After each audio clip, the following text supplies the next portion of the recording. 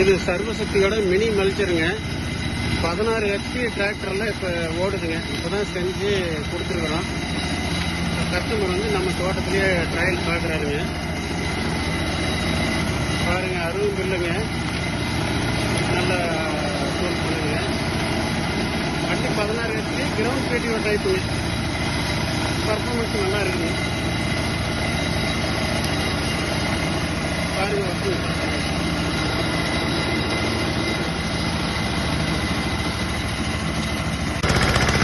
இது அப்படியே அடுத்த சாலையில் பார்த்தீங்கன்னா இது ரொம்ப உயரமாக கிட்டத்தட்ட இதுக்கு உயரம் ஒரு ஆள் உயரம் இப்போ இருக்கிற பில்லுகளை விட்டு பார்த்தேங்க.